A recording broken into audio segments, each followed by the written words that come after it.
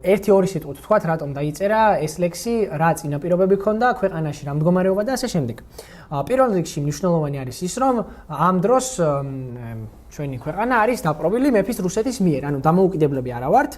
ეს ერთი მნიშვნელოვანი ფაქტორი. მეორე არის ის, რომ მთავარი ცენტრალური ფიგურა არის ილია ორბელიანი, ნიკოლოზ ბარათაშვილის ბიძა. ჩვენ ვიცით, რომ გრიგოლ ორბელიანი იყო ნიკოლოზ ბარათაშვილის ბიძა და გრიგოლის ძმა ილია გახდა, ესე ვთქვათ, ინსპირაცია ამ ლექსის დაწერის. ეს ვიცით თავად იმ წერილიდან, რომელიც 1842 წელს 2 მაისს მიწერა ნიკოლოზ ბარათაშვილმა გრიგოლ ორბელიანს. მოკლედ, ილია ორბელიანი, რომელიც იყო 2 წლით უფროსი ნიკოლოზ ბარათაშვილზე, სხვაობიდან გამომდინარე, აი ამ ასაკობრივი სხვაობიდან გამომდინარე, მათ ჰქონდათ უფრო რაღაცა მეგობრული ურთიერთობა, ვიდრე რაღაცა ბიძას და ძმისშვილ დიშვილს შორის შეიძლება რომ იყოს ამ შემთხვევაში დიშვილს. ამიტომ განსაკუთრებული ემოციური კავშირი ჰქონდა ილია ორბელიანთან.